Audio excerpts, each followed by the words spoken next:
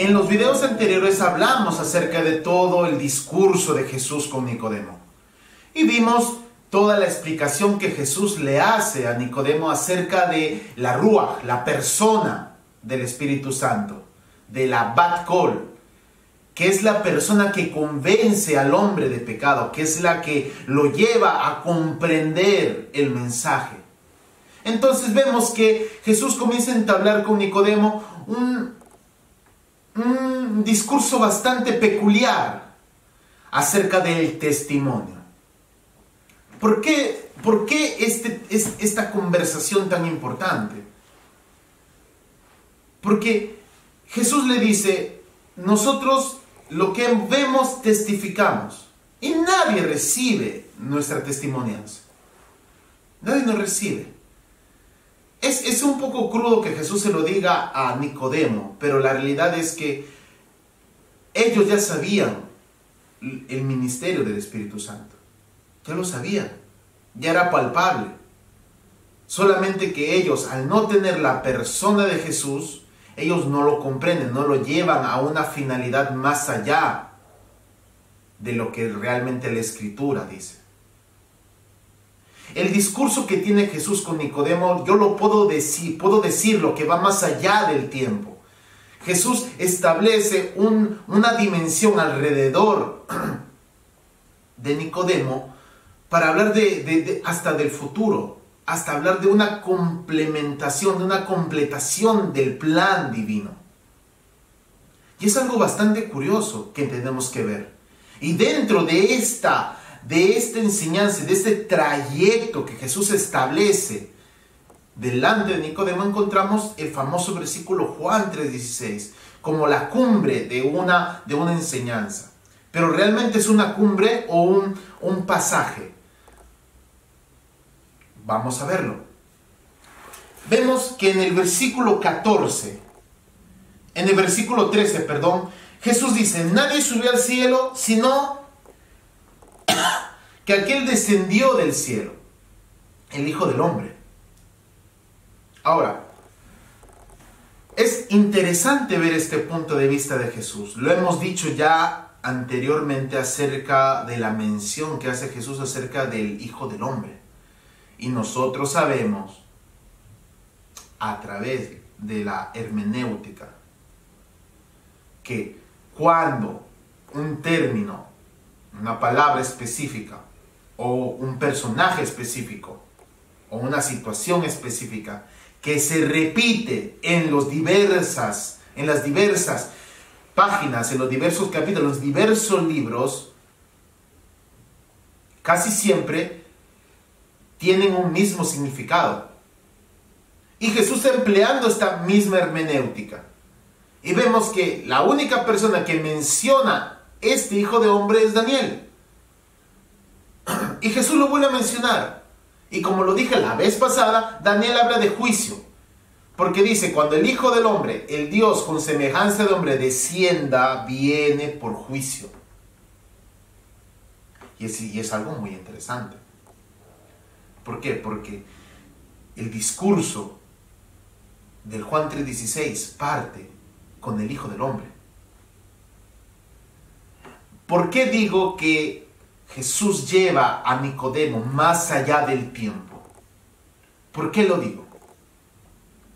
Porque si vemos todo el panorama desde el versículo 14 hasta el último versículo del discurso con Nicodemo, que sería el versículo 21, vemos un programa. Vemos un programa. ¿Por qué? Porque Jesús le dice a Nicodemo, este Hijo del Hombre viene para juicio. Es curioso, ¿por qué? Porque cuando Jesús dice, yo vine a traer espada y no paz, ¿cuál es la referencia específica? Que Jesús vino a dividir, y lo vemos en todo el contexto de esa frase de Jesús, que vino a dividir padre con padre e hijos, hijos con los padres, nuera con la suegra. Vino a dividir. ¿A dividir qué? ¿A dividir qué? Sí, en el contexto histórico-cultural, todos creían en la ley. ¿Qué vino a dividir? A los cristianos con los judíos.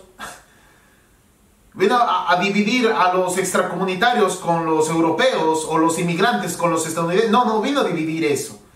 Vino a dividir la luz de las tinieblas. Y lo vamos a ver por qué yo digo luz de las tinieblas, porque más abajo lo menciona. Vino a traer juicio de división. ¿Para qué? Para separar. Esa es la misión que vino a traer Jesús en esta primera venida. Después, ¿qué sigue? Y como Moisés levantó la serpiente en el desierto, así es necesario que el Hijo del Hombre sea levantado. ¿Cómo levantó Moisés la serpiente en el desierto? ¿Dónde la levantó? ¿Y por qué la levantó? Tendríamos que ir de nuevo, en este caso a Números, para ver a la Seraf, la serpiente de bronce, que por juicio, por castigo a los hijos de Israel, ellos serán mordidos por serpiente, ya lo hemos visto, y que los judíos, al ver esta serpiente, ellos serán sanados. Jesús está hablando de su propia referencia cuando Él va a ser crucificado. Y ahí ya vemos dos puntos cardinales de la misión de Jesús: juicio y sacrificio. Ahora vemos otro punto cardinal en el versículo 16, cuando dice: porque de tal manera amó Dios al mundo. Sabemos que todo esto fue por amor, pero un amor con juicio, un amor con justicia, un amor por los justos y por los que aman la luz. El punto aquí es que Jesús le dice a Nicodemo: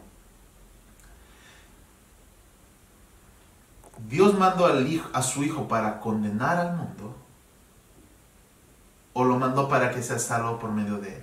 Hay una elección que se tiene que hacer. Y vemos la conexión con la primera parte de la conversión de Nicodemo, que habla acerca de la conversión. Nos estamos dando cuenta de esto.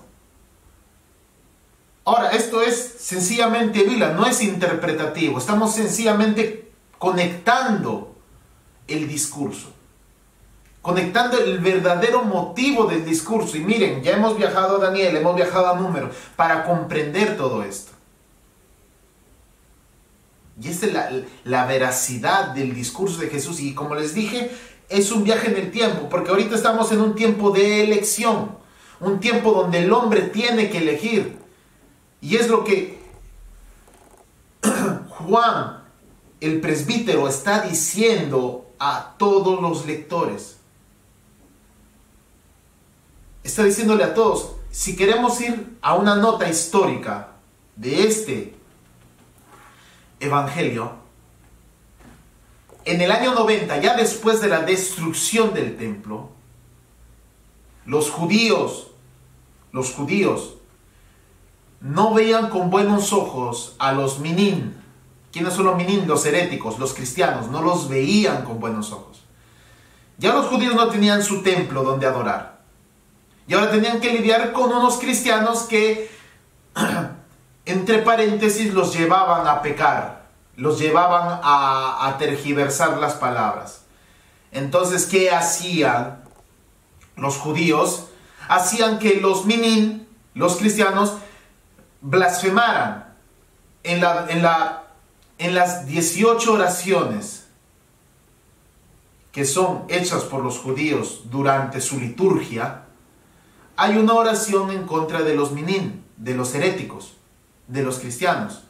Ahora, cuando estaban en la sinagoga haciendo el culto, la liturgia, los judíos hacían esas oraciones. Ahora, uno que era cristiano no podía hacerla porque estaría blasfemando en contra de Jesús.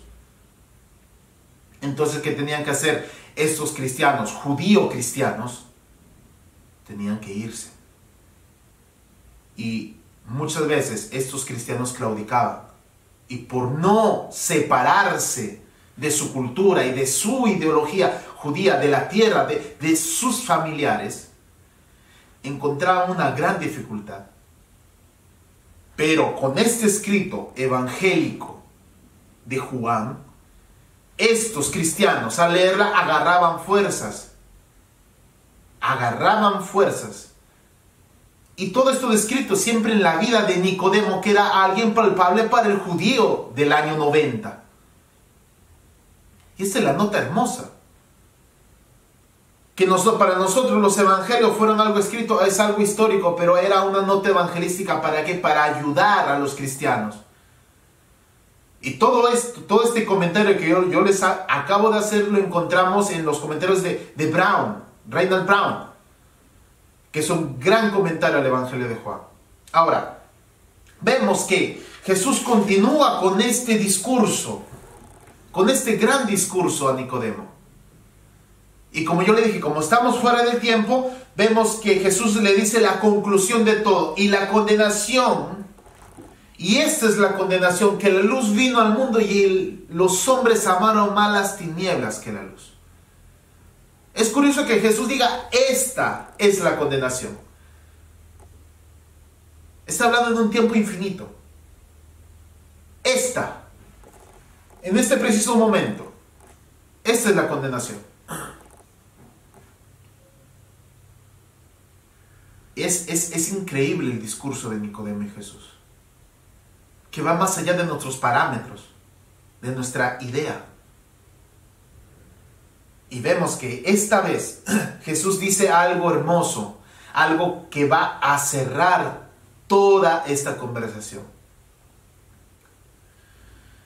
Mas el que practica la verdad viene a la luz. El discurso de Juan 1.1, de Evangelio de Juan capítulo 1, versículo 12. Volvemos al término de la luz, al término de juicio, de la espada. Por eso dije, Jesús vino a dividir la luz de las tinieblas. El Abdalá, cuando el tetragrama reconstruye el mundo, ¿cuáles son los primeros versículos que dice? Las primeras palabras. Separemos la luz de las tinieblas. Lo primero. Y en este caso Jesús hace otra vez el discurso de luz y de las tinieblas, que Juan el testigo usa para ayudar y hablar a los cristianos que están sufriendo persecución. Dice, mas aquel que ama la luz, aquel que ama la verdad, viene a la luz. ¿Qué hizo Nicodemo? Vino a la luz, vino de noche, curioso, la noche, y vino a Jesús, la luz. Vemos que este versículo, Juan 3 dice, va más allá de una simple comprensión, de un amor muchas veces pusilánime, que le hemos dado un significado muy barato, cuando su significado es de verdad más amplio si utilizamos la enseñanza adecuada. Los dejo con estas palabras y les invito a continuar viendo los videos, que cada vez se está poniendo mejor. Un saludo al profesor Walter Bini y a la Shepherd International University.